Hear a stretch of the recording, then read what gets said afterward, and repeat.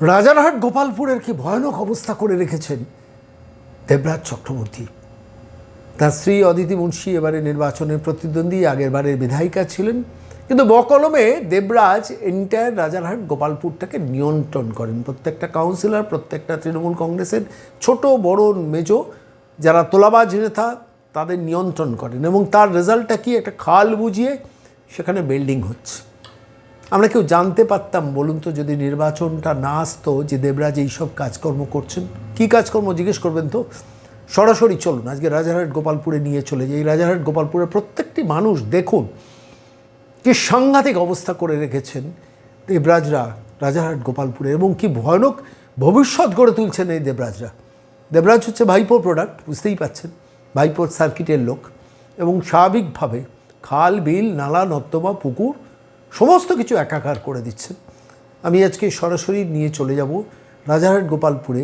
সেখানে আইনজীবী Tarunjyoti Tiwari ground zero থেকে সরাসরি রিপোর্ট করছেন কি ভয়ানক সিচুয়েশন, খাল বুঝিয়ে বিল্ডিং হচ্ছে। সেই ভিডিও সরাসরি আইনজীবী তরুণজ্যোতি তিওয়ারি সামনে দাঁড়িয়ে বলছেন, ভিডিওতে শুনুন। এই এলাকাটা আপনারা দেখছেন পিছনে, এটা খাল, লিটারেলি খালের ওপর একটা কনস্ট্রাকশন চলছে। প্রায় 3 তলা বিল্ডিং তৈরি হচ্ছে এখানে, এবং এই জায়গাটাকে কভার করে দেওয়া হচ্ছে খালটাকে বুঝিয়ে। পিছনে এয়ারপোর্টের এরিয়া, এটা যদি কন্ডিশন হয়, এবং এখানে ঈদের সময় কি হয়, কি কন্ডিশন চলে, তা সবাই জানা, এলাকার মানুষদেরও জানা। তো এই ওয়ার্ডের সাধারণ মানুষদের বলা, আপনারা পাল্টান, পজিশনটাকে চেঞ্জ করুন। আর এই এলাকাগুলোকে যারা কন্ট্রোল করেন, রাখাল থেকে শুরু করে দেবরাজ, তাদেরকেও বলছি শুধরে যান। এই নোংরামি চলতে পারে না। আপনারা খাল বুঝিয়ে বাড়ি দাঁড় করে দেবেন? Is it possible? এর নোংরামিটা বন্ধ হওয়া উচিত। এই এলাকাটা আপনারা দেখছেন পিছনে, এটা খাল, লিটারেলি খালের ওপর একটা কনস্ট্রাকশন চলছে। প্রায় 3 তলা বিল্ডিং তৈরি হচ্ছে এখানে, এবং এই জায়গাটাকে কভার করে দেওয়া হচ্ছে খালটাকে বুঝিয়ে। পিছনে এয়ারপোর্টের এরিয়া, এটা যদি কন্ডিশন হয়, এবং এখানে ঈদের সময় কি হয়, কি কন্ডিশন চলে, তা সবাই জানা, এলাকার মানুষদেরও জানা। তো এই ওয়ার্ডের সাধারণ মানুষদের বলা, আপনারা পাল্টান, পজিশনটাকে চেঞ্জ করুন। আর এই এলাকাগুলোকে যারা কন্ট্রোল করেন, রাখাল থেকে শুরু করে দেবরাজ, তাদেরকেও বলছি শুধরে যান। এই নোংরামি চলতে পারে না। আপনারা খাল বুঝিয়ে বাড়ি দাঁড় করে দেবেন? Is it possible? এর নোংরামিটা বন্ধ হওয়া উচিত। নমস্কার। রাজারহাট গোপালপুর বিধানসভার প্রত্যেক এলাকায় একটা অদ্ভুত জিনিস দেখা যাচ্ছে। ভোটের আগে রাস্তা নির্মাণ হচ্ছে, খুব ভালো কথা, রাস্তা অদ্ভুতভাবে নির্মাণ হচ্ছে। আমি বলবো এখানে দেখানোর জন্য, এই যে রাস্তা নির্মাণ হয়েছে, এই ধরনের সাধারণ মানুষের বাড়ি।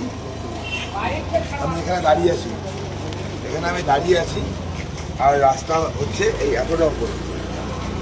মানে হচ্ছে বর্ষাকালে জল, রাস্তার জল, ড্রেনের জল সব এখানে ঢুকবে।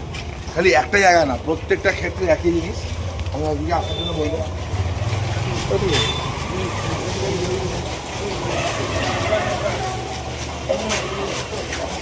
এই যে একটা বাড়ি, এই বাড়িরও একই অবস্থা, রাস্তা থেকে বাড়ি নিচু হয়ে গেছে। এগুলো ঠিক হওয়া সম্ভব না।